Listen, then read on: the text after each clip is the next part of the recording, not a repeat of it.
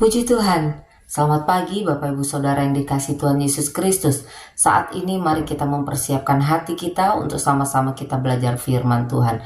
Kita akan tundukkan kepala dan kita akan berdoa. Terima kasih Tuhan, saat ini kembali kami bersyukur buat kasih setiamu, kebaikanmu dalam hidup kami.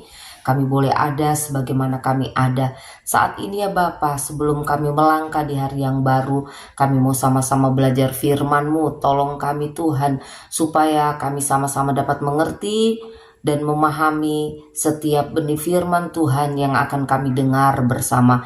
Kami mau buka hati kami buat firman Tuhan. Ampuni setiap salah dan dosa kami. Dalam nama Yesus kami berdoa dan mengucap syukur. Haleluya, amin. Puji Tuhan, pagi hari ini kita akan melihat satu kebenaran firman Tuhan yang saya beri judul Tetap Menjadi Berkat. Dan kita akan membaca bersama di dalam Kejadian 50 ayat yang ke-20 sampai ayat yang ke-21. Demikian firman Tuhan. Kejadian 50 ayat 20 sampai 21. Memang kamu telah mereka-rekakan yang jahat terhadap aku, tetapi Allah telah mereka-rekakannya untuk kebaikan dengan maksud melakukan seperti yang terjadi sekarang ini, yakni memelihara hidup suatu bangsa yang besar. Jadi janganlah takut, aku akan menanggung makanmu dan makan anak-anakmu juga. Demikianlah ia menghiburkan mereka dan menenangkan hati mereka dengan perkataannya. Amin.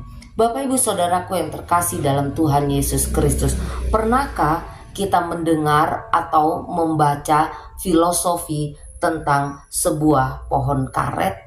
Kita tahu bersama bahwa karet itu banyak kegunaannya. Karet bisa menjadi bahan ban mobil, bisa menjadi bola, bisa menjadi kursi, bisa menjadi ikat rambut, dan banyak sekali. Tapi tahukah kita sebelum ban mobil, sebelum ikat rambut, sebelum bola dan banyak hal itu tercipta, sebelum hal itu maka untuk menghasilkan getah karet, sebuah pohon karet itu harus diiris. Sebuah pohon karet itu harus dilukai. Supaya apa? Supaya getah karet itu keluar. Sebuah pohon karet harus disayat untuk dapat menghasilkan getah karet.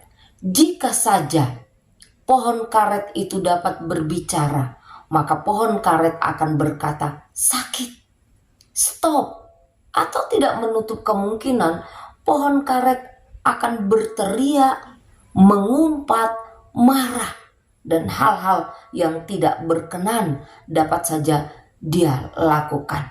Nah, untuk bisa menghasilkan getah karet, sekali lagi pohon karet harus terus dilukai, harus terus disayat. Terluka namun terus mengeluarkan berkat. Terluka, tersayat, namun terus dapat memberi faedah untuk banyak orang.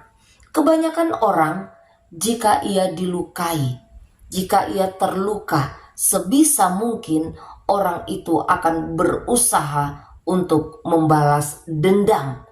Bila perlu, orang yang melukai harus atau mengalami hal-hal yang lebih lagi, ya, terluka lebih lagi dari apa yang ia rasakan. Tapi filosofi pohon karet mengajarkan saya dan saudara, sekalipun disakiti, kita dihina, kita dilukai, tetaplah menjadi berkat. Hidup memberi faedah bagi orang banyak.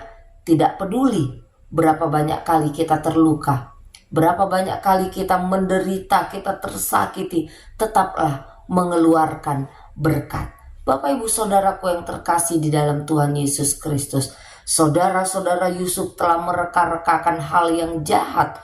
Firman Allah berkata demikian, mereka-rekakan hal yang jahat untuk Yusuf. Namun Yusuf tidak menyimpan dendam.